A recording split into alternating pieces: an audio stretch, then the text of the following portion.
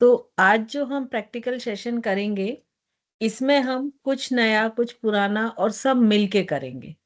क्योंकि हर व्यक्ति के पास एक कोई नई चीज होती है, ऐसा मेरा मानना है ना? जिस पे शायद हम ध्यान नहीं देते हैं, लेकिन फिर जब वो व्यक्ति करता है तो हमको लगता है अरे वाह, ये इस तरह से भी किया जा सकता है। राइट? तो मंत्र योग की शुरुआत प्रीति विश्नोई जी कर रही हैं। ठीक है। सबसे पहले ओम चैंटिंग। ठीक है। अब यहाँ पर सभी लोग ऐसे हैं जो योग के बारे में जानते हैं। ठीक है।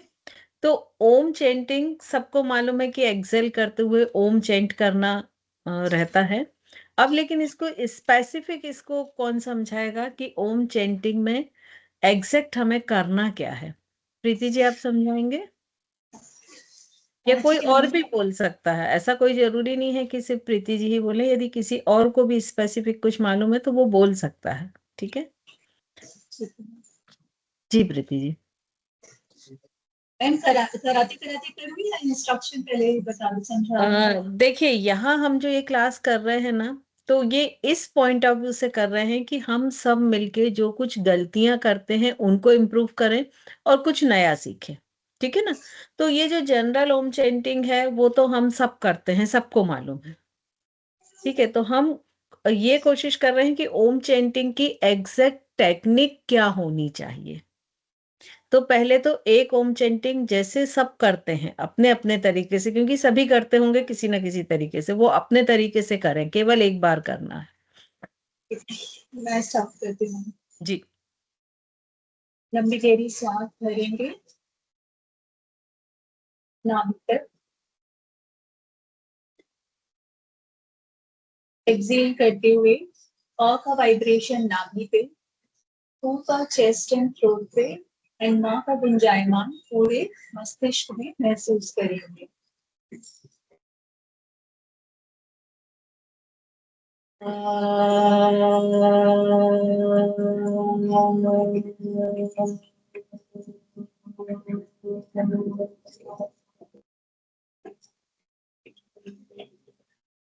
Very good Preeti ji.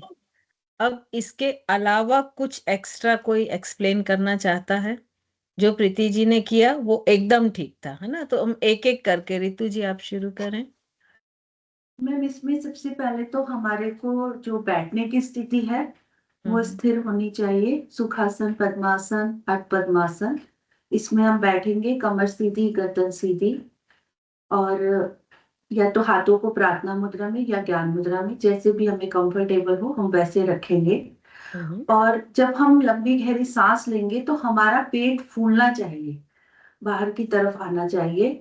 और जब हम ओम अरहम नमः की चैंटिंग इसमें करेंगे, तो जब हम ओम अरहम तक अभी बोलते सिर्फ हैं अपन ओम की बात कर रहे हैं, सिर्फ ओम की, ओके, सिंपली, है ना?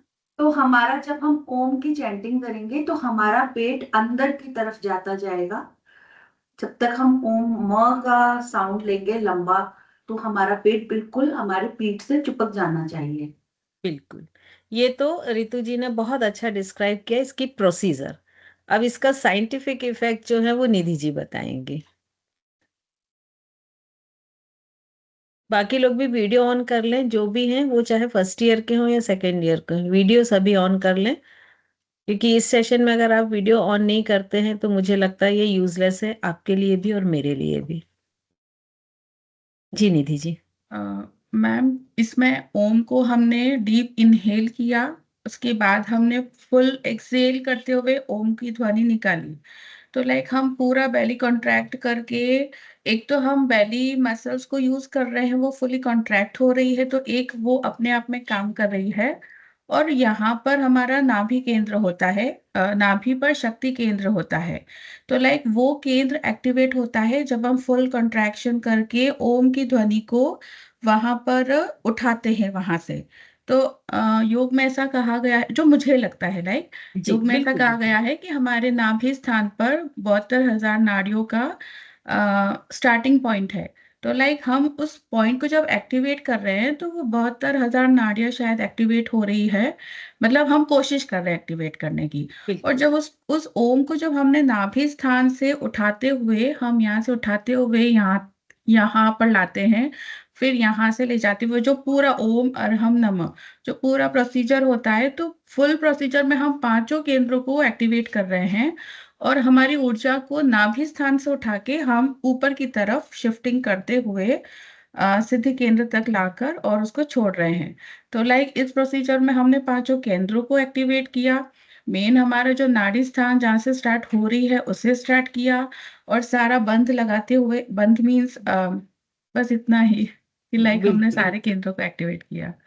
अभी तक जो बात हुई उसके अलावा कोई कुछ बताना चाहता है तो अपने आप को अनम्यूट करके बता सकता है। नीतू जी कैमरा ऑन कर लीजिए प्लीज। स्वाति जी, नीतू जी। मैम मैं एक्चुअली 2 से कनेक्टेड हूँ, तो इसलिए ओके मेरा एक ऑफ है, एक ऑन है camera. Okay okay okay. Ma'am मैं ये ऐड करना चाहूंगी कि जब हम ओम का चैंट करते हैं तो एक वाइब्रेशन हमें फील होती है, तो उस वाइब्रेशन से, मतलब ऐसा मैंने पढ़ा है कि उस वाइब्रेशन से हमारे जो डाइंग सेल्स होते हैं या जो बेकार के सेल्स होते हैं वो भी, मतलब अगर वो ठीक हो जाते हैं या फिर वो कम्प्लीटली डेड हो जाते हैं, मतलब वो फ्री रेडिकल्स वाले फॉर्म में नहीं घूमते हैं। तो उस वाइब्रेशन से हमें एक अच्छी वो मिलती है, पॉजिटिविटी अंदर अपने बॉडी में। देखिए आप लोग सबने बहुत अच्छा बताया। अब इसमें हम थोड़ा और ऐड ऑन करते हैं, ठीक है। तो फर्स्ट तो आते हैं हम टेक्निक। जी हाँ, बोलें प्रीति जी। हाँ मैम, उसका जो मैं इन्होंने बोला स्वाति जी ने, उसी में थोड़ा ऐड ऑन करना था कि जो वाइब्रेशंस हमारे ब्रेन तक जाते हैं तो वो हमारी मास्टर ग्लैंड को भी एक्टिवेट करते हैं, तो गुड हार्मोन्स का रिलीज होता है, तो हम एक और पॉजिटिविटी बढ़ती है। प्लस सारे हमारे जो स्पाइन स्ट्रेट है और वाइब्रेशन से हमारे चक्रास भी ओपन होते हैं, तो हार्मोनल एंजाइम सारे इन चीजों पे बहुत पॉजिटिव इफेक्ट आता है। ठीक है। अब हम, आप सब लोगों ने जो चीज बताई वो चीज बहुत अच्छी थी। अब उसके अलावा और क्या है वो हम सीखते हैं, है ना। तो सबसे पहले तो हम आते हैं टेक्निक पर। अभी हम सिर्फ ओम की बात कर रहे हैं, ठीक है। यहाँ पर हम योग की बात कर रहे हैं, तो ओम की बात कर रहे हैं। तो ओम चेंटिंग की जो टेक्निक होती है वो कैसी होती है, इसमें यौगिक ब्रीदिंग का यूज होता है।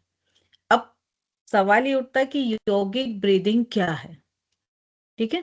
तो आप लोग ने देखा होगा कि जब वो बहुत छोटा बच्चा होता है, मतलब 6 मंथ से भी तक का, जब वो सोता है ना तो उसका पेट ऐसा ब्रीदिंग के साथ ऊपर होता है और नीचे होता है। ये होती है एब्डोमिनल ब्रीदिंग, ठीक है। जैसे जैसे बड़े होते हैं तो ये ब्रीदिंग की जो लेंथ होती है वो थोड़ी शॉर्ट होती जाती है और हम शिफ्ट हो जाते हैं लंग्स ब्रीदिंग या थोरेसिक ब्रीदिंग, दोनों चीजें उसको कहा जाता है, ठीक है। और जब बहुत अधिक एज हो जाती है, जैसे अब 80-90, तो ब्रीदिंग और शॉर्ट हो जाती है। तो वो सिर्फ यहाँ गले के हिस्से में और लंग्स के एकदम जो पास वाले हिस्से में है उन तक ही आती है ना। तो उसको जो गले के हिस्से से हम ब्रीदिंग करते हैं उसको क्लेविकुलर ब्रीदिंग बोलते हैं, ठीक है। ये 3 तरह की ब्रीदिंग होती है। तो जब हम ओम चेंटिंग करते हैं तो हमको ये तीनों ब्रीदिंग को यूज करना है।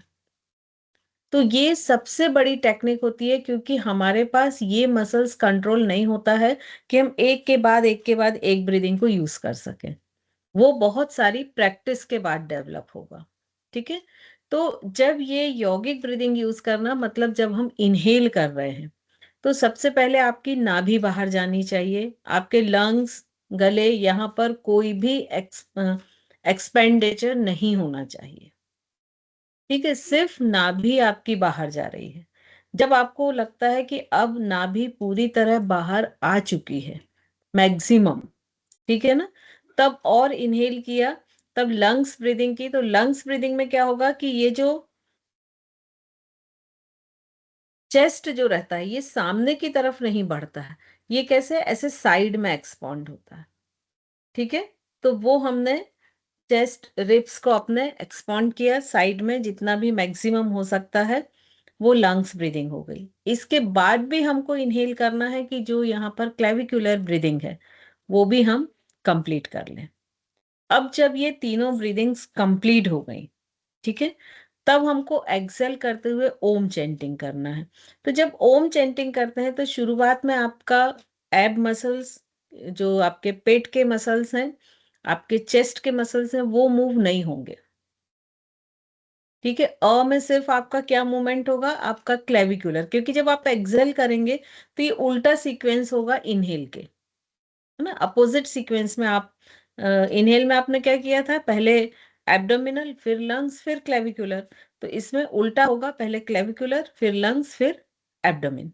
ठीक है, तो अ को चेंट हमको कब तक करना है, जब तक हमारी क्लेविकुलर ब्रीदिंग होती है। फिर जब वो कंप्लीट हो जाती है, हम ऊ पे आते हैं, तो चेस्ट को कॉन्ट्रैक्ट करना है, रिलैक्स करना है, और अंत में म करते हुए नेवल को स्पाइन की तरफ लेके जाना है।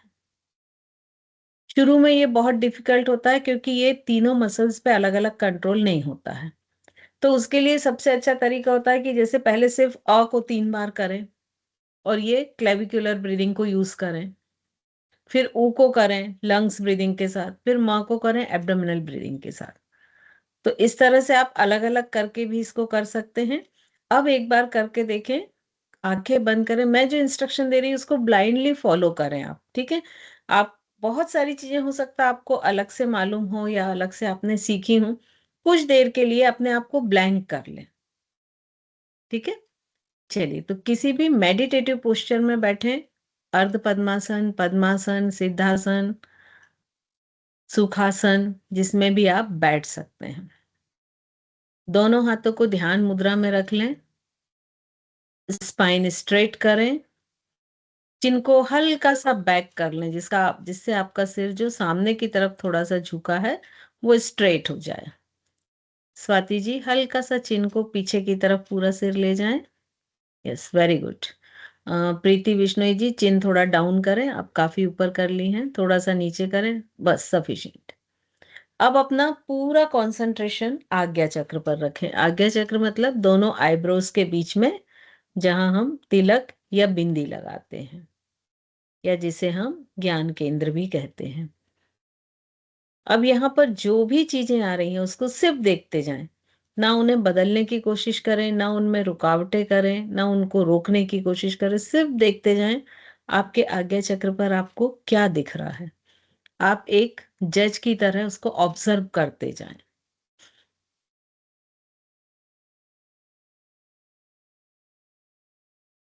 अब कोशिश करें कि आज्ञा चक्र पर ही ओम को विजुअलाइज करने की। ओम का कोई भी पिक्चर, कोई स्टैच्यू, या हो सकता है बादलों में से आता हुआ ओम, जो भी आपको विजुअलाइज आप कर सकते हैं, उसे विजुअलाइज करने की कोशिश करें, जिस भी कलर में कर सकते हैं।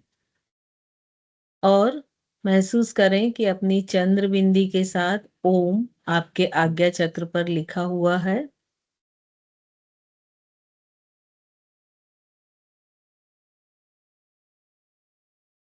अब ये ओम हो सकता है लेफ्ट साइड या राइट साइड मूव हो, या ऊपर और नीचे की तरफ मूव हो। तो इसे आज्ञा चक्र के सेंटर में, मध्य बिंदु पे लाके थोड़ा सा स्थिर बनाए रखने की कोशिश करें। अगर वो किसी भी साइड मूव होता है तो वापस उसे सेंटर में लाएं और कोशिश करें कि वो वहां पर स्थिर रहे।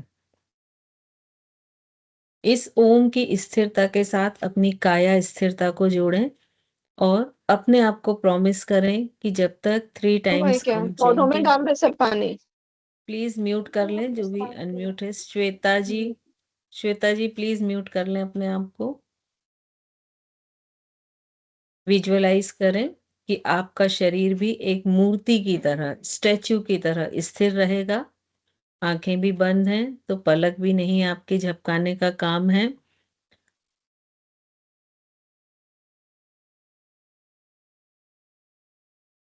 श्वासों को एकदम सामान्य छोड़ दें, सहजता से आने दें, सहजता से जाने दें।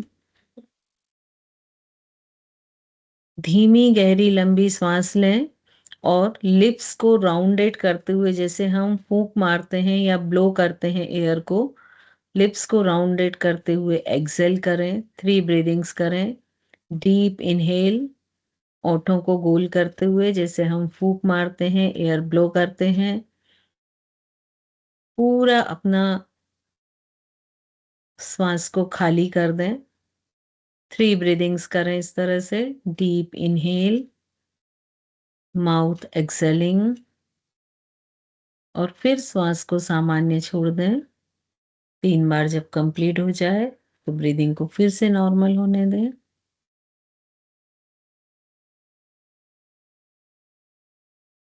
अब अपने आप को मानसिक रूप से ओम चैंटिंग के लिए तैयार करें। एक बार विजुअलाइज करें ओम चैंटिंग करते हुए, और फिर धीमी गहरी लंबी सांस लें। यौगिक ब्रीदिंग यूज करना है जो अभी डिस्क्राइब किया था। श्वास छोड़ते हुए ओम चैंट करें।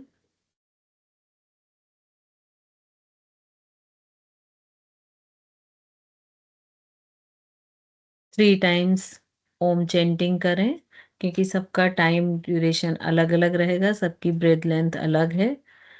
तो अपने हिसाब से 3 टाइम्स करें और उसके बाद शांत बैठ जाएं। कोशिश करें कि abdominal breathing, lungs breathing, clavicular breathing तीनों का यूज करें।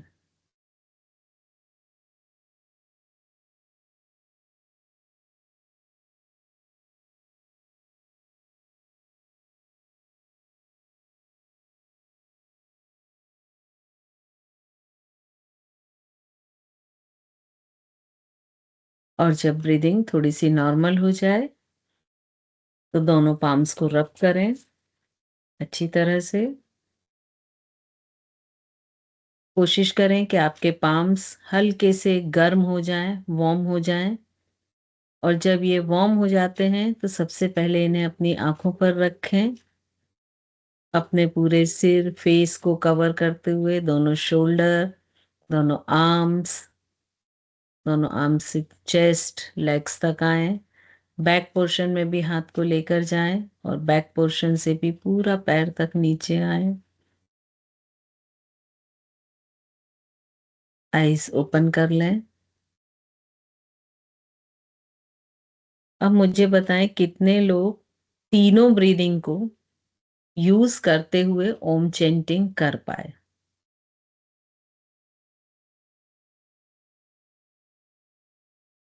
सविता जी, आप बताएंगी आप कर पाई तीनों ब्रीदिंग को यूज करते हुए?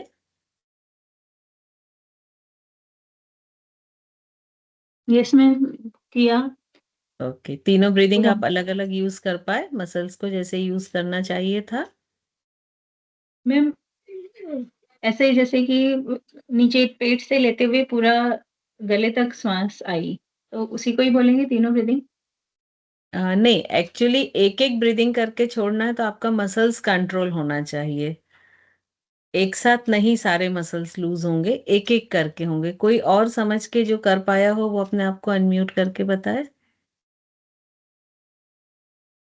मैडम अभी तो तीनों ब्रीदिंग का मतलब नहीं समझी मैं। अच्छा, तीनों ब्रीदिंग का मतलब अभी किसको और किसी को समझ में आया क्या? क्लियर हुआ? मैम जब मैंने किया ना तो नेक और लंग्स मेरा शायद एक साथ हुआ, तो मतलब वो मैं इसको डिस्टिंग्विश नहीं कर पाई अलग अच्छा, अलग। थोड़ा सा इसकी ना प्रैक्टिस करनी पड़ेगी। जब बार बार आप प्रैक्टिस करेंगे ना तो ये डेफिनेटली बिल्कुल तीनों ब्रीदिंग अलग होंगी। और जब ये तीनों ब्रीदिंग अलग होंगी तो जैसे भस्त्रिका प्राणायाम है, कपाल भाती, षटकर्म, ये आप बहुत अच्छे से कर पाएंगे। क्योंकि जब तक ये तीनों मसल्स पे अलग अलग कंट्रोल आपका नहीं आएगा तब तक आप कपाल भाती भी आपका परफेक्शन के साथ नहीं होगा, ना ही अग्निसार होगा और ना ही भस्त्रिका प्राणायाम होगा। क्योंकि इनके लिए ये वाले मसल्स पर कंट्रोल होना बहुत जरूरी है। तो अब जब भी ओम चैंट करें तो कोशिश करें कि ये मसल्स कंट्रोल आप धीरे धीरे डेवलप कर लें। मैम जैसे इससे हम, जी हाँ, बोलिए। सॉरी मैम बीच में टोक रही हूँ मैं आपको। जी हम जैसे ओम अरहम नमः की चैंटिंग करते हैं, तो हम जैसे समझाते भी हैं, तो हम क्या करते हैं, ओम को पूरा पेट पर लेते हैं, पूरा अंदर तक हमारा पेट जाता है। फिर हम हल्की सी बीच में एक सांस लेते हैं और अरहम को अ को कंठ से और र को जीवा पर बोलते हैं और करके, और माँ को फिर घर्षण करते हैं सर में, हम्म, और नमा बोलते हुए हम सांस को छोड़ देते हैं। तो उस चीज को हम समझ पाते हैं अलग अलग। लेकिन जैसे अभी आपने बताया, तो ओम तो हमने ले लिया, अंदर तक हमारे पेट में गया, और जब माँ का दर्शन हुआ तो वो हमें पूरी ही बॉडी में जैसे वाइब्रेशन महसूस हुई, अलग अलग उसको हमने नहीं समझा। देखिए यहाँ पे दो चीज है, वाइब्रेशंस जो फील हो रहे हैं वो अपनी जगह ठीक है ना। मोस्टली क्या होता है कि जब हम अ चेंट करते हैं तो नेवल और उसके आसपास वाइब्रेशन फील होते हैं। एक्चुअली अकॉर्डिंग टू योग जो ओम है वो अ उ म तीन अक्षरों से मिलके बना है। तो ये ब्रह्मा, विष्णु और महेश के प्रतीक हैं। तो जो ब्रह्मा मतलब यानी वो सृष्टि का निर्माण करते हैं, और सृष्टि का निर्माण मतलब नेवल से ही होता है, नाभि भाग से ही होता है। तो के वाइब्रेशंस नाभि पर या पेट के चारों ओर फील होते हैं। फिर विष्णु, ऊ से, तो जो विष्णु है वो पालन करता है, और जो हमारी भावनाएं हैं पालन करता वो हृदय से होती हैं। तो इसीलिए जो ऊ के वाइब्रेशन है वो चेस्ट के चारों ओर फील होते हैं। और जो म मतलब महेश यानी जो संहार करके सृजन की ओर ले जाता है। ठीक है, तो ये इसके वाइब्रेशन हमारे गले और उसके ऊपर की ओर फील होते हैं, क्योंकि वहां पर हमारा ब्रेन ही एक ऐसी चीज है जो हमें या तो गलत डायरेक्शन में ले जा सकता है या अच्छे डायरेक्शन में ले जा सकता है। या गलत डायरेक्शन में जाते जाते कुछ अच्छा साथ मिल जाए या अच्छे लोगों कुछ ऐसे सपोर्ट मिल जाए तो हम उसको चेंज कर सकते हैं। तो वो म के डायरेक्शन है। तो इस तरह से ये ओम का डिस्क्रिप्शन मिलता है, मांडुक्य उपनिषद में मिलता है इसका बहुत अच्छा पूरा मैम वर्णन। एक बार और बताएंगे, क्योंकि पहले जब हमने प्रैक्टिकल किया तो हमें वो बात समझ आ रही है, तो एक बार और बताएंगे कि कैसे महसूस करना है। टेक्निक्स बताओ। हाँ जी। हाँ, देखिए टेक्निक में, ओम की टेक्निक में हमको यौगिक ब्रीदिंग यूज करना है।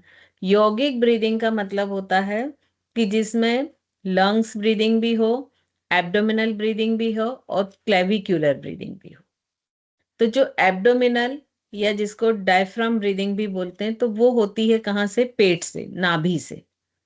और जो लंग्स या थोरेसिक ब्रीदिंग होती है वो होती है चेस्ट से, जहां पर हम लंग्स रहते हैं। और जो लास्ट होती है तो वो शोल्डर से नाक तक का मतलब गले का हिस्सा हम मोटे तौर पे पकड़ लेते हैं। ठीक है, तो इस तरह से ये तीन ब्रीदिंग होती हैं। इन तीनों को मिला के जब तीनों एक साथ करते हैं, मोस्टली इन जनरल हम क्या करते हैं कि जैसे मान लीजिए कि एक ऑन एवरेज 500 सीसी लंग्स की कैपेसिटी होती है, क्योंकि फीमेल में अलग होती है, मेल में अलग होती है। यहाँ हमें कि एवरेज मान के चल रहे हैं। तो हम लगभग 200 से 300 सीसी ही लंग्स को यूज करते हैं। मतलब एवरेज देखें तो आधा, 250 के आसपास। तो उससे क्या होता है कि जैसे हमने इनहेल किया, ठीक है, अब हम आधा इनहेल, पूरा 500 सीसी नहीं ले रहे हैं, 250 ले रहे हैं। तो क्या होगा कि जो ये ऊपर का हिस्सा है, जैसे जो हमारे लंग्स हैं वो यहाँ से लेके यहाँ तक फैले हुए हैं, उसका लास्ट जो है वो डायफ्राम होता है, उस पर रेस्ट करता है ना। तो क्या होगा कि जब हमने यहाँ से इनहेल किया और चूंकि कम क्वांटिटी में किया, तो लंग्स में वो कहाँ फिल होगा, ऊपर के हिस्से में। जो डायफ्राम के पास वाला हिस्सा है वहां पर जो एयर एक्सचेंज है वो नहीं होगा। ठीक है, क्योंकि हम शॉर्ट ब्रीदिंग कर रहे हैं। और इसीलिए आप देखिए कि अक्सर जो लंग्स में टीबी वगैरह की प्रॉब्लम होती है वो यहाँ डायफ्राम के आसपास ही होती है, ऊपरी हिस्से में कम होती है। क्यों? क्योंकि ऊपर हिस्से की जो लंग्स में छोटे छोटे एयर सैक होते हैं जिनको एल्वेओली बोलते हैं, तो वहां की जो गैसेस है वो एक्सचेंज होती रहती हैं, कि वहां पर जो कार्बन डाइऑक्साइड डिपॉजिट हुई वो बाहर हो गई और वहां पर फ्रेश ऑक्सीजन आ गई। लेकिन जब हम कम ब्रीथ कर रहे हैं तो जो डिस्टल पार्ट है लंग्स का, वहां पर वो एक्सचेंज नहीं होता है। तो जब बहुत लंबे समय तक डीऑक्सीजनेटेड जो ब्लड वहां पर रहता है कलेक्ट, तो वो क्या करता है कि वहां के सेल्स को न्यूट्रिएंट नहीं मिलते हैं, ग्लूकोज नहीं मिलता है, तो वो धीरे धीरे वीक होने लगते हैं। तो जब हम डायफ्राम ब्रीदिंग या एब्डोमिनल ब्रीदिंग करते हैं तो हम क्या करते हैं कि जैसे सपोज ये डायफ्राम है, इसके ऊपर इस तरह से लंग्स का हिस्सा रेस्ट है जो डिस्टल है। तो जब हमने एब्डोमिनल की, तो जब नाभि को बाहर किया तो क्या हुआ कि ये ऐसे अंदर की तरफ, नाभि की तरफ डायफ्राम गया, क्योंकि ये एक पर्दे जैसा स्ट्रक्चर है ना। तो यहाँ पर लंग्स क्या हो गए, फैल गए। और जब एक्सेल किया तो यहां से नाभि को पुश करेंगे तो ये क्या होगा, ये ऐसा अपोजिट कर्व बनाएगा। तो ये क्या करेगा कि जो हिस्से इस पे रेस्ट किए थे उनको पुश करेगा। तो इस प्रोसेस में क्या होती है कि जो डिस्टल पार्ट्स हैं लंग्स के, उनमें भी एयर एक्सचेंज हो जाता है, क्योंकि जब वो बार बार फैलते हैं और बार बार उनको हम धक्का देके पुश करते हैं तो वहां की एयर ऊपर की तरफ शिफ्ट हो जाती है और वहां पर नई फ्रेश एयर आ जाती है। ठीक है। तो इसीलिए योग में हमेशा ये तीनों तरह की ब्रीदिंग को सीक्वेंसली करने के बोला गया है। लेकिन होता क्या है कि हमारा चूंकि कंट्रोल नहीं रहता है, तो हम क्या करते हैं कि एक साथ ब्रीदिंग कर लेते हैं और एक साथ छोड़ देते हैं। तो ये धीरे धीरे लगातार जब आप लोग प्रैक्टिस करेंगे तो ये ऑटोमेटिक कंट्रोल आ जाएगा आपका। ठीक है। और जो शॉर्ट ब्रीदिंग है, जैसे बोलते हैं ना कि उथली सांस लेते हैं, या शॉर्ट ब्रीदिंग बोलते हैं, या ब्रेथ लेंथ कम है ऐसा बोलते हैं, ये शब्द अक्सर यूज होते हैं। तो उसमें क्या होता है कि आपके सिर्फ ऊपरी लंग्स यूज हो रहे हैं और जितनी कैपेसिटी है उससे कम आप ऑक्सीजन को, आपका ब्लड जो है या लंग्स जो है वो एब्सॉर्ब कर रहे हैं। तो नतीजा क्या होगा, बॉडी को भी कम मिल रही है ऑक्सीजन। ठीक है। तो इस तरह से आपको करना क्या है कि यौगिक ब्रीदिंग लेना है, मतलब इनहेल, पहले कंप्लीटली एब्डोमिनल ब्रीदिंग, मतलब नाभि जितनी बाहर जाती है उतनी बाहर जाएगी, जितनी नाभि बाहर जाएगी वहां डायफ्राम नीचे की ओर ऐसा कर्व लेगा, जितना वो नीचे आएगा लंग्स उतने फैलेंगे आपके, क्योंकि वहां स्पेस मिल रहा है। ठीक है। फिर उसके बाद में लंग्स ब्रीदिंग, मतलब रिब्स जो है वो साइड में एक्सपांड होंगे, और उसके बाद क्लेविकुलर ब्रीदिंग। तो ये सीक्वेंस हो गया इनहेल का। वहीं जब हम एक्सेल करेंगे तो सबसे पहले क्या करेंगे कि हमारे जो लंग्स के मसल्स हैं और एब्डोमिनल मसल्स हैं उन पर हम कोई भी वर्क नहीं करेंगे, सिर्फ एक्सेल कर रहे हैं। तो क्या होगा कि जितनी भी हमारी ये नेक वाले हिस्से की एयर है वो पूरी बाहर जाएगी। फिर धीरे धीरे हम लंग्स ब्रीदिंग करेंगे। तो जब लंग्स को ब्रीद आउट करेंगे तो लंग्स क्या ऐसे सिकुड़ेंगे, इनमें से हवा बाहर जा रही है ना, तो वो सिकुड़ेंगे। और फिर उसके बाद जब हम नाभि को अंदर ले जाएंगे तो ये डायफ्राम इसको पुश करेगा लंग्स को। तो यहाँ जो निचले हिस्से में लंग्स की जो एयर है वो भी एक्सेल के साथ बाहर आ जाएगी। ठीक है। एक तो इसका उपयोग ये हो गया। तो इस तरह से हमको ओम चेंटिंग करना है। दूसरा क्या होता है कि जब हम नाभि को अंदर ले जाते हैं तो नीचे से अपान वायु भी ऊपर उठती है।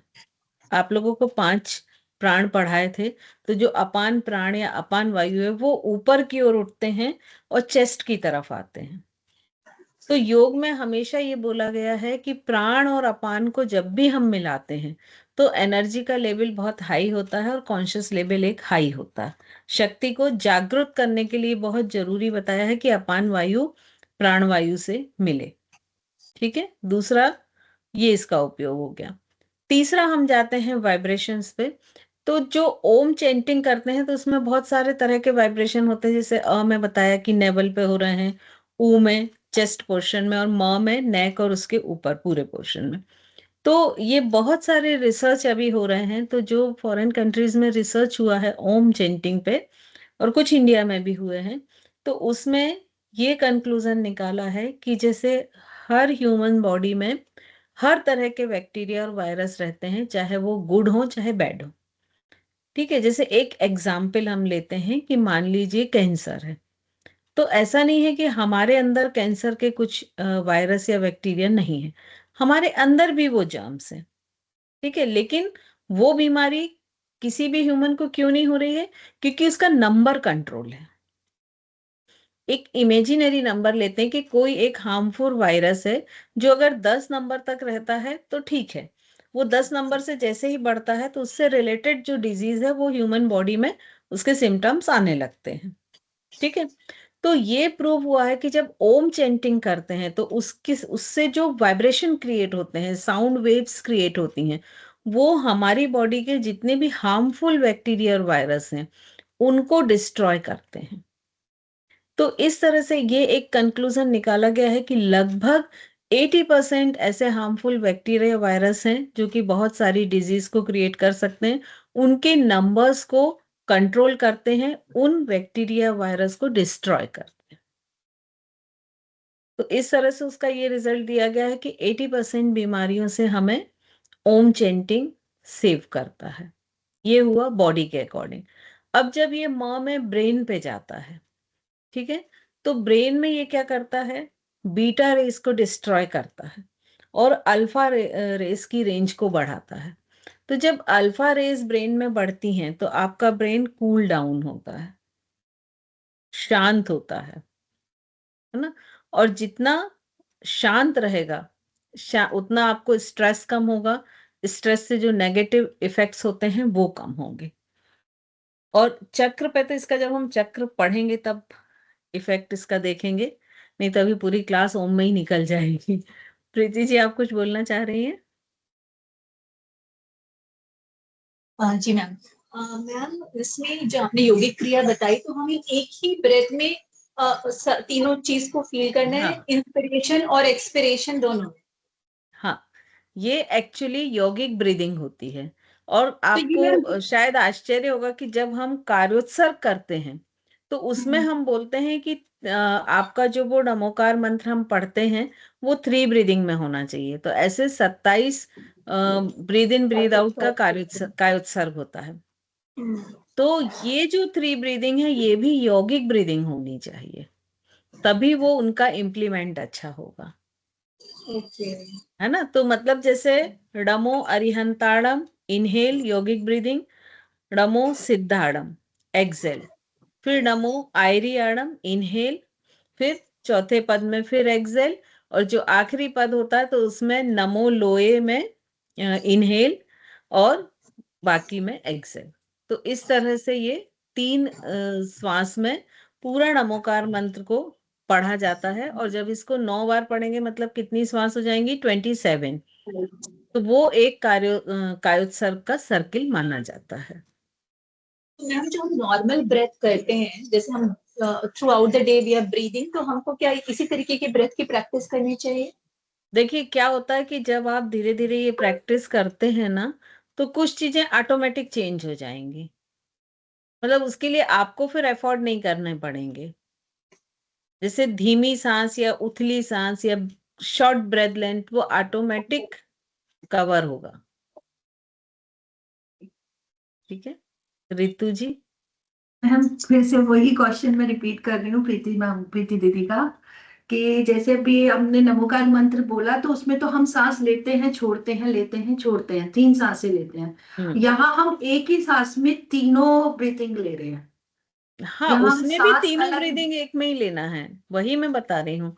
जैसे डमो अरिहंताड़म में ब्रीद ले रहे हैं तो पहले नेवल को मैक्सिमम बाहर लिया, फिर रिब्स को एक्सपांड किया, फिर क्लेविकुलर ब्रीदिंग की, फिर नमो सिद्धाड़म में पहले क्लेविकुलर एक्सेल किया, फिर लंग्स एक्सेल किया, फिर एब्डोमेन एक्सेल किया। तो ये एक श्वास लेना एक श्वास छोड़ना हुआ। ठीक है, ये धीरे धीरे एक्चुअली क्या होता है कि जब आपकी प्रैक्टिस हो जाएगी ना तो ये ऑटोमेटिक हैबिट में हो जाएगा। जैसे अभी है ना कि आप सांस लेते या छोड़ते तो आपको सोचना थोड़ी ना पड़ता है, ऑटोमेटिक वो हो जाता है। तो वैसे ही जब आप थोड़ी सी प्रैक्टिस करेंगे और ये प्रैक्टिस में ये चीजें आ जाएंगी तो ये ऑटोमेटिक होगा। उसके लिए आपको एफर्ट नहीं करने पड़ेंगे क्योंकि आपके मसल्स ट्रेंड हो जाएंगे उस पैटर्न पर। चलिए, और कोई क्वेश्चन है कि आगे बढ़े? हाँ जी दी, मेरा क्वेश्चन है कि जो आपने बोला कि अपान और प्राण वायु को लेकर के, तो इसको मतलब तो कैसे ये आपस में मिलती हैं और इसको मतलब ये फील कैसे होता है फिर, कि मतलब हमें कैसे पता एक्चुअली चलेगा? नहीं, एक्चुअली इसमें फीलिंग कुछ भी नहीं होती है, लेकिन एनर्जी लेवल्स हाई हो जाते हैं आपके। जब अपान वायु बहुत अधिक बढ़ी हुई रहेगी तो आप बहुत लेथार्जिक फील करेंगे। जैसे कई बार होता ना कि आप सुबह उठते हैं, कोई वजह नहीं होती है, लेकिन आपको अच्छा नहीं लगता, लगता आज तो बस सोते रहें, कोई भी हमसे बात ना करे। और ऑब्वियसली उस दिन अगर आप कोई काम करने निकलते तो वो भी बड़े बेमन से निकलते हैं कि वो शायद कोई बहुत मजबूरी हो, अदरवाइज आपको लगता है इसको शिफ्ट कर दें, कल देखेंगे। और जब प्राण वायु अधिक रहती है तो आप बहुत उत्साह में रहते हैं। कई बार होता है कि सुबह उठते तो लगता है आज तो पूरी दुनिया ही जीत लेंगे, ये भी कर लेंगे, वो भी कर लेंगे, ऐसा भी कर लेंगे, इससे भी मिल लेंगे, ढेर सारी चीजें हो जाती।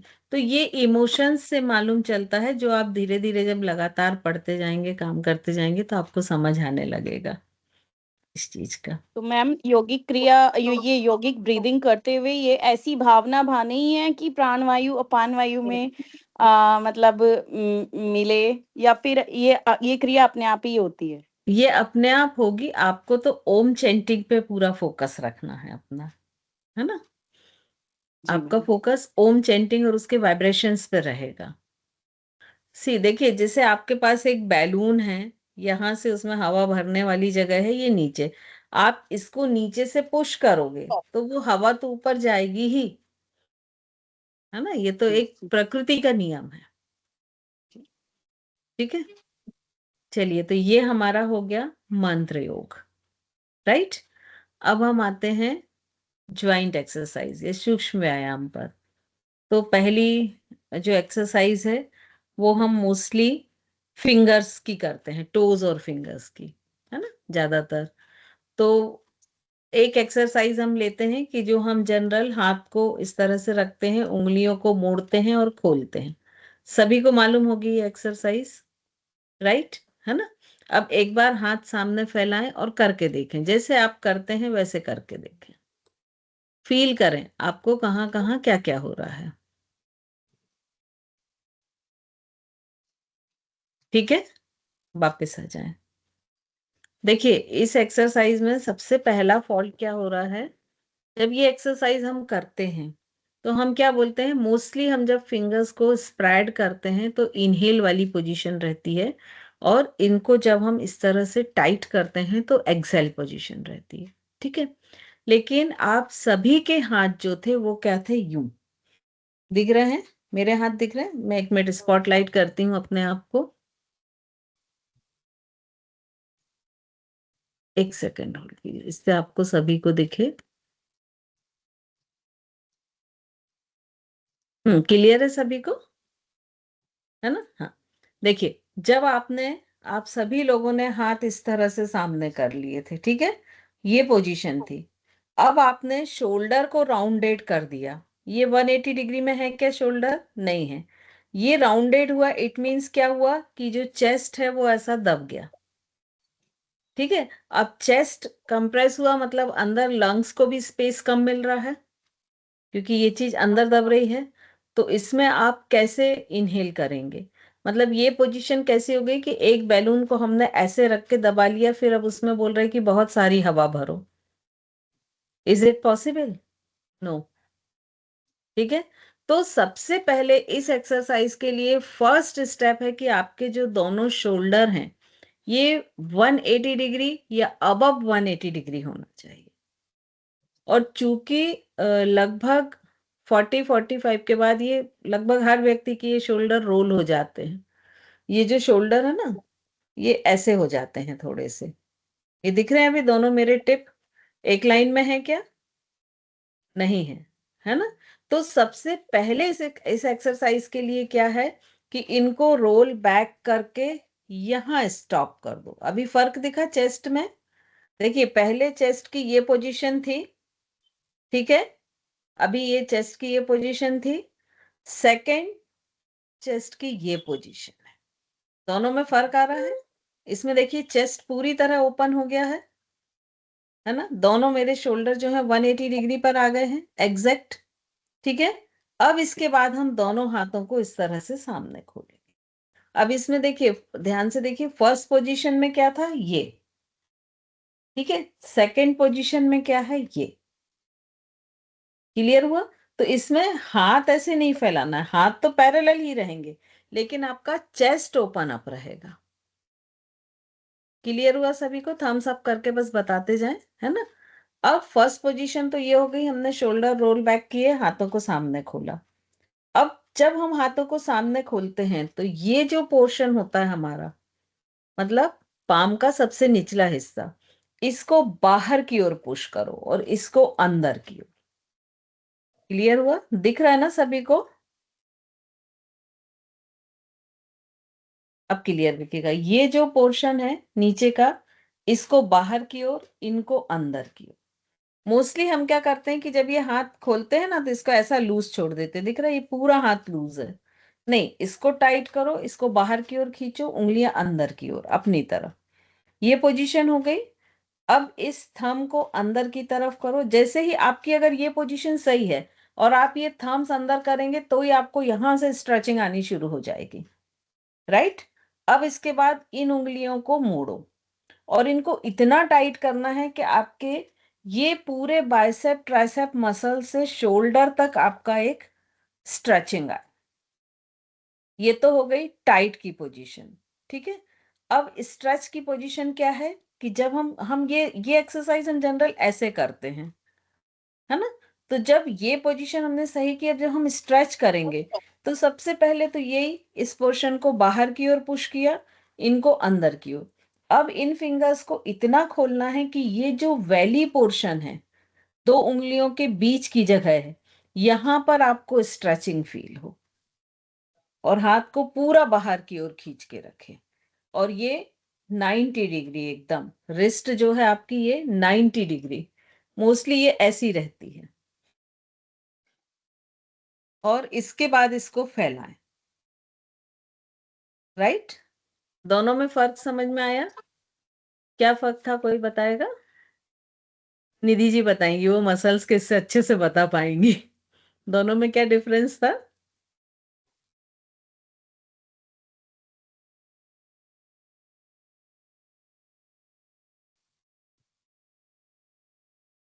मैम क्या क्वेश्चन है आपका? मेरा कॉल आ गया था बीच में। अच्छा, मैं ये बोल रही हूँ कि हाँ, हमने जो पहले एक्सरसाइज की थी ये हाथ लूज करके और चेस्ट बंद करके, और दूसरी जब हमने विद टेक्निक की, तो दोनों ओके में क्या डिफरेंस था?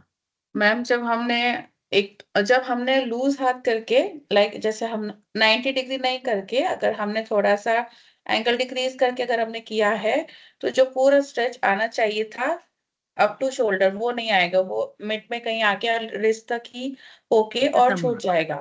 और अगर हम विद टेक्निक 90 डिग्री के साथ करते हैं, तो हमारा ये पूरा पूरा हैंड का सारी बाइसेप्स और ट्राइसेप्स सारी और रिस्ट की एक्सटेंसर्स और फ्लेक्सर्स से स्टार्ट होके हमारे शोल्डर की सारी मसल्स एक साथ स्ट्रेच होंगी। बिल्कुल, है ना। मतलब इसमें जो स्ट्रेचिंग फील होनी चाहिए वो हुई। अब इसको एक और जज करने का तरीका क्या है कि जैसे आपने ये हाथ फैलाया, ये जो अंगूठा है ये एल शेप बना लीजिए। दिख रहा ना? वीडियो में दिख, एल शेप बना लीजिए और इसको ऐसे ही परपेंडिकुलर पाम से करिए टच। तो देखिए आपको ये यहां से एक स्ट्रेचिंग आनी शुरू होगी, है ना। अब इसको मेंटेन करते धीरे धीरे इसको सेम साइड में लेके जाएं। और अगर ये स्ट्रेचिंग मेंटेन रह रही है तो इट मीन्स आपके जो हाथ की पोजीशन है वो सही है। और अगर ये थोड़ा भी लूज होगा और आप साइड में ले जाएंगे तो स्ट्रेचिंग खत्म हो जाएगी। एक बार इसको लूज करके भी करके देखें, सो आपको दोनों तरह से वो समझ आएगा। ये जो एक स्ट्रेचिंग क्रिएट हो रही थी वो तुरंत खत्म हो जाएगी जब आप साइड में लेके जाएंगे, है ना। ये आपको अपने समझने के लिए है कि आप कैसे समझें कि हम ठीक कर रहे हैं या नहीं कर रहे हैं। ठीक है, फर्स्ट एक्सरसाइज हो गई। मोस्टली आर्म्स की जो सेकंड एक्सरसाइज करते हैं, हम रिस्ट स्ट्रेचिंग की करते हैं कि ये डाउन करते हैं और अप करते हैं। ठीक है, अब ये देखिए जो शोल्डर पोजीशन है वो सभी में वही रहेगी, तो इसको मैं बार बार एक्सप्लेन नहीं करूंगी कि ये 180 डिग्री मेंटेन हो। आपने ये हाथ सामने फैलाया। अब जब हम ये अप करते हैं तब तो हम बहुत ऑनेस्टली करते हैं, ठीक है, कि ये जो रिस्ट है ये भी 90 डिग्री पे रहेगी, ये सारा रहेगा। लेकिन जैसे ही हम इसको डाउन करते हैं, ये देखिए ये प्लेन है पूरा, जैसे ही हम इसको डाउन करते हैं तो हम यहाँ पर कर्व क्रिएट कर लेते हैं। हो रहा है? अब कोशिश करिए कि यहाँ से जो ये स्ट्रेट है, इस हाथ से यहाँ ये जो पोर्शन है यहाँ पे जो स्ट्रेट है उसको स्ट्रेट रखते हुए डाउन कीजिए और फिर फील कीजिए दोनों में क्या अंतर है। जो आपके फिंगर्स के ज्वाइंट्स के यहाँ आप हल्का सा कर्व कर देते हैं वो ना हो। डिफरेंस आ रहा दोनों में?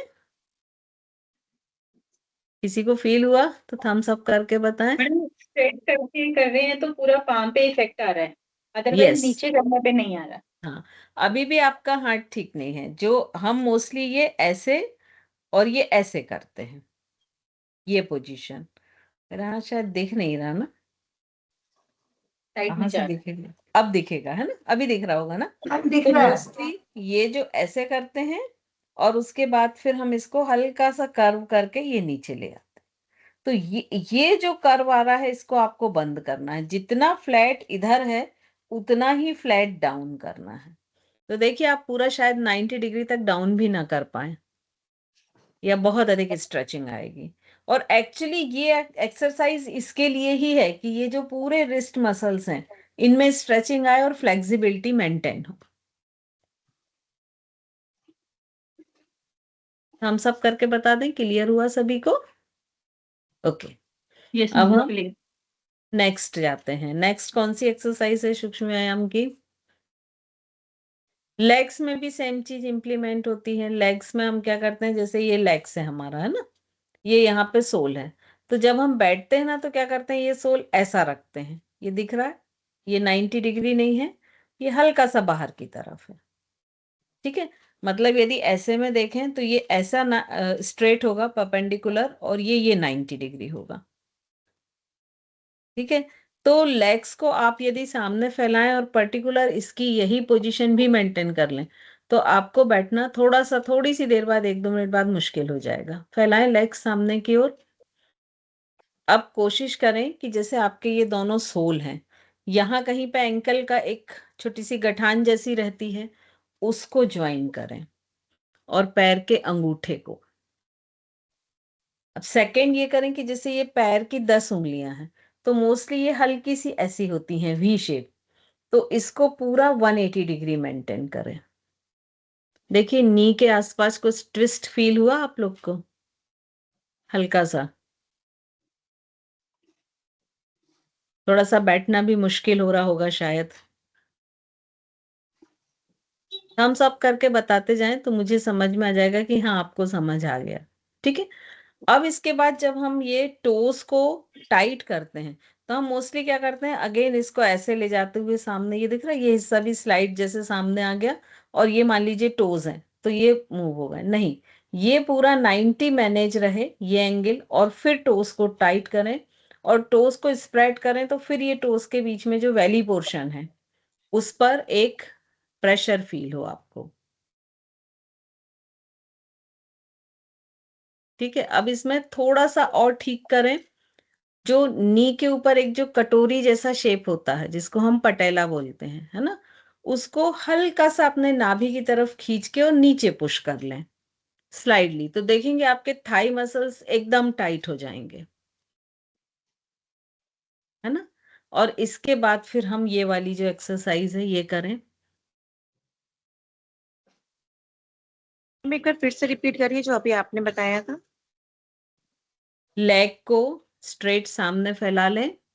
सबसे पहले नी का जो पटेला है उसको थोड़ा सा नेवल की तरफ खींच के फ्लोर की तरफ पुश कर लें, तो आपके दोनों लेग्स के थाई मसल्स एकदम टाइट हो जाएंगे। अब इसके बाद जो आपका एंकल है उससे एकदम, जो आपके सोल है उसको फ्लोर से परपेंडिकुलर रखें, मतलब आपका एंकल जॉइंट 90 डिग्री, और एंकल जॉइंट के पास एक ऐसा जैसे बोन होती है एक थोड़ी सी बाहर निकली हुई, तो दोनों एंकल की उस बोन को आपस में ज्वाइन कर लें, मतलब एंकल जॉइंट्स को आपस में ज्वाइन करें, नी ज्वाइन करें, एंकल जॉइंट ज्वाइन करें, और पैरों की जो 10 उंगलियां हैं उनको एक स्ट्रेट लाइन में लेकर आए, और उसके बाद फिर इसको मोड़ें विदाउट एंकल जॉइंट मूवमेंट के। पैरों की उंगलियों को मोड़ें और खोलें। आई थिंक क्लियर हो गया होगा सभी को, जी मैम। है ना। अब जब हम सेकंड एक्सरसाइज भी करेंगे तो उसमें क्या करेंगे कि सारी चीजें सेम रहेंगी। अब उंगलियों को स्ट्रेट रखते हुए धीरे धीरे एंकल को इस तरह से बाहर ले जाएंगे, पैरों की उंगलियों को, पैर के पंजे को बाहर ले जाएंगे, तो क्या होगा, ये एंकल पूरी तरह से खुलेगा, है ना। तो ये तो फिर भी हम इजीली कर लेंगे। इसके अपोजिट में चीटिंग करते हैं। अपोजिट आपको कैसे करना है कि धीरे धीरे पैरों की उंगलियां अंदर लेके जानी है, और ये जो एड़ी है इसको बाहर की तरफ पुश करना है।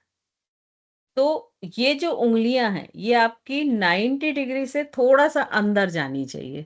कई लोग की शायद ये 90 भी ना आ पाए इजीली, क्योंकि एंकल जॉइंट्स जो होता है वो उसका फ्लेक्सिबिलिटी या वो बंद रहता है, खुला हुआ नहीं रहता है। देखिए करके हो रहा है। मैडम हम फिंगर्स को ज्यादा पीछे ले आते हैं, तो फिंगर्स को ना लाके पूरी टो को पीछे लाना है। पूरे, हाँ, पैर के पंजे को पीछे लाना है। उंगलियां तो आपकी एक लाइन में, जैसे ये टो है और ये बाकी का सोल है, ये एक स्ट्रेट है, तो हम मोस्टली ये उंगलियों को ऐसे पीछे कर लेते हैं। नहीं, ये पूरे टो को पीछे करना है और एड़ी को नेवल, मतलब आपके पैर की उंगलियां नेवल की तरफ और जो आपकी एड़ी है वो नेवल से अपोजिट डायरेक्शन में। ये टफ है मैम, फिंगर्स को लाना इजी पड़ता है। हाँ, और इसी में आप फील करिए आपके जो काफ मसल है उसमें मैक्सिमम स्ट्रेचिंग आ रही होगी, है ना। मैम ये और तो आपको, साइटिका वालों की, जिनको जो नसों की दिक्कत है पैरों में, उनके लिए भी फिर बहुत हाँ, अच्छी होगी। उनके लिए भी बहुत अच्छा है। और जो काफ मसल होता है उसको सेकंड हार्ट कहा जाता है, शायद आप लोग को मालूम हो, या पेरिफेरल हार्ट भी बोलते हैं, है ना। और वो जितना हेल्दी रहता है उतने आपके लेग हेल्दी होते हैं। तो ये काफ मसल की बहुत अच्छी एक्सरसाइज है। जिनको एड़ी में दर्द, काफ मसल कई लोग के बहुत हार्ड हो जाते हैं, या काफ मतलब मसल बहुत वेरिकोस वेन को भी दर्द करते हैं, पेन होता है, वेरिकोज वेन है, साइटिका है, उन सब में ये एक्सरसाइज यदि आप बिट टेक्निक करते हैं तो बहुत ही अच्छा इम्पैक्ट देगी। यदि आप सिर्फ ऐसे ऐसे कर रहे हैं तो वो इम्पैक्ट्स आपको नहीं मिले। श्वेता जी प्लीज म्यूट कर लें अपने आप को। सो अगर आप इस तरीके से करते हैं तो आप पूरी लाइफ लॉन्ग करते रहें, आपको वो इफेक्ट्स नहीं मिलेंगे।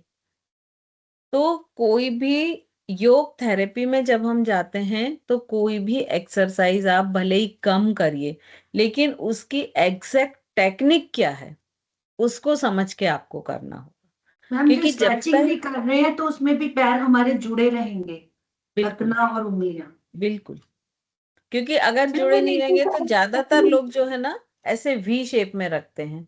जब पैर जोड़ने बोलो ना तो एड़ी तो जुड़ी रहती, हील्स तो जुड़ी रहती हैं, लेकिन जो बिग टो होता है वो ऐसा बाहर की तरफ, और ये स्लाइडली ये जो बाकी के 4 टो होते हैं वो ऐसे सामने की तरफ होते हैं।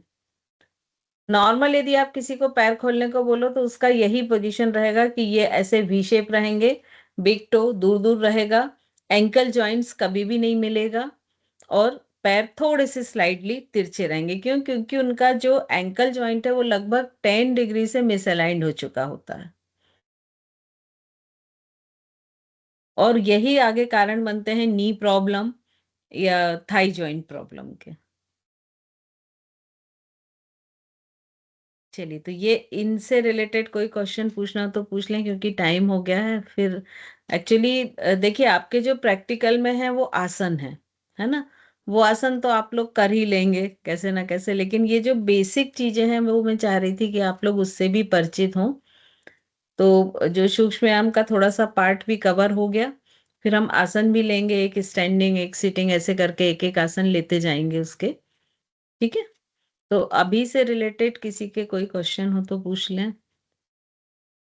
मैडम जो लेग्स वाली हमने करी है, इसमें नीज आपस में जॉइंट हो जाते हैं और ऊपर से टोज भी टच हो जाते हैं, और जो एंकल जॉइंट है ना जहाँ पे वो हड्डी होती है उभरी हुई, उसमें थोड़ा सा गैप आता है, क्योंकि वो एंकल मिस अलाइंड हो चुके हैं, हाँ, इसलिए अच्छा, जैसे ही वो अलाइंड होंगे ना, तो जब आप रोज धीरे धीरे प्रैक्टिस करेंगे तो उनकी मसल्स की फ्लेक्सिबिलिटी बढ़ेगी और वो वापस अपनी नेचुरल पोजीशन में आ जाएंगे।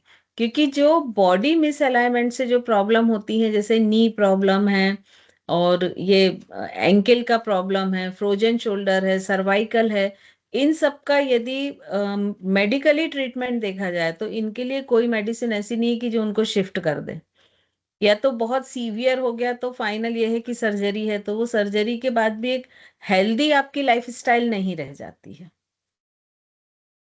तो योग ही एकमात्र चीज ऐसी है, या फिजियोथेरेपी। तो फिजियोथेरेपी में आप देखें बहुत सारे जो आसन है वो योग के ही हैं, उसी तरह के पोस्चर होते हैं। यदि हम उनकी मशीनरीज वाला पार्ट हटा दें और एक अच्छा फिजियोथेरेपिस्ट हमेशा ये कहता है कि मशीनरीज को तभी यूज कीजिए कि जब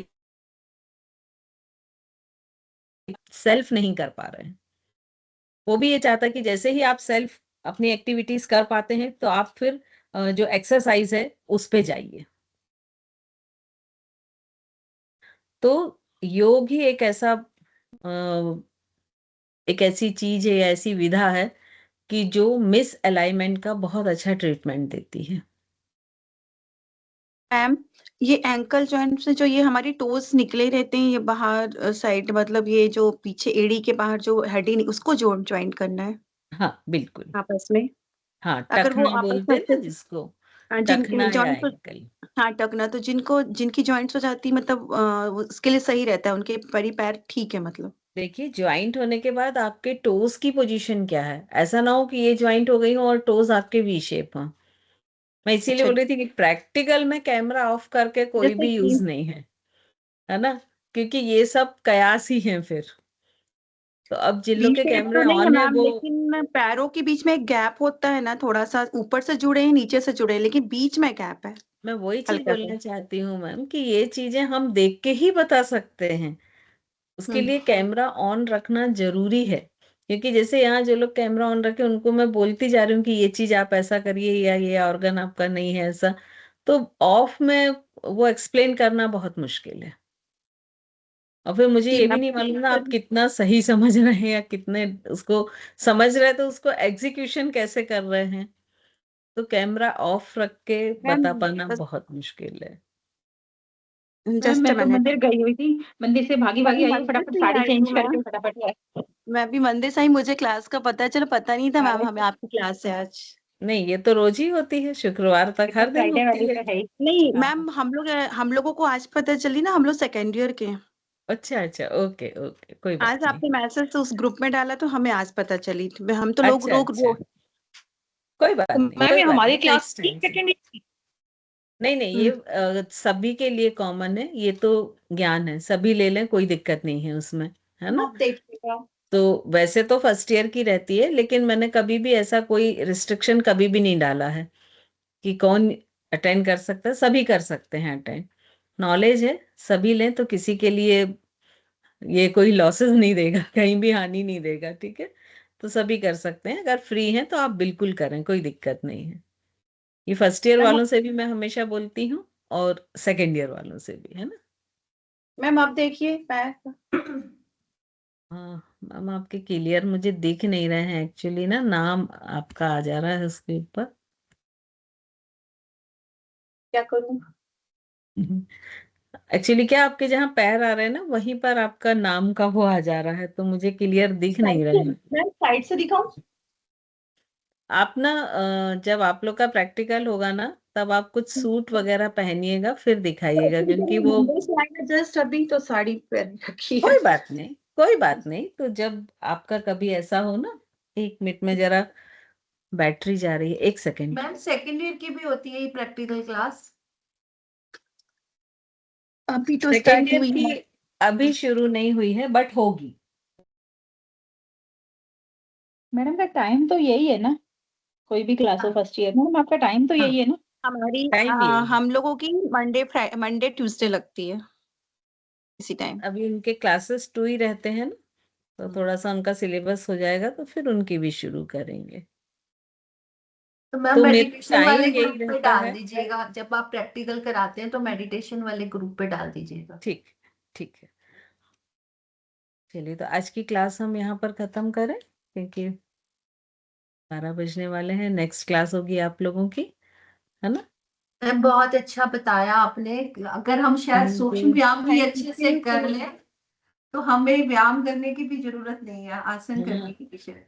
मैम एक्चुअली एक बार क्या पूरा होता है, सेकेंडर वालों को भी बताइएगा, मैंने तो बिल्कुल, बहुत सिर्फ अंतिम का ही अटेंड किया था, बस कोई यही बात पैर नहीं, है। मैं बता दूंगी, कोई बात नहीं, मैं जी, बता बहुत दूंगी। अच्छा लगा मुझे, मतलब कि पैर में इतना खिंचाव महसूस हुआ, मतलब फर्स्ट हम्म, टाइम करने पे ही नी में भी खिंचाव, थाइस में भी और काक मसल्स में भी पूरा खिंचाव चलिए, महसूस बहुत हुआ। बहुत थैंक यू, अगर आपको अच्छा मैम लगा तो। बहुत अच्छा लगा, आपकी क्लास तो मैडम वाकई में कार्डियो जो कार्डियो करते थे हम घंटों बॉडी को थकाते थे, तो वो बिना थके ही आराम आराम से ही सब काम हो रहे हैं और अच्छे। वही मैं कह रही ह्यूमन हूँ कि बॉडी है ना, आसन करने की भी जरूरत नहीं लग रही, आप ये भी अच्छे से कर लें तो। क्योंकि ह्यूमन बॉडी है ना, अगर 10 मिनट को भी उसको कहीं बैठना तो वो सबसे पहले अपनी सारी सुविधाएं देखती है कि कहाँ हाँ पर कंफर्टेबल रहेगा, तो वो हैबिट है हम सबकी, है ना। जी। चलिए, तो अब मिलते हैं नेक्स्ट क्लास में। मैम एक रिक्वेस्ट और है, फ्लोर मसल्स की भी आप थोड़ा सा बताइएगा कि कैसे करनी चाहिए हम।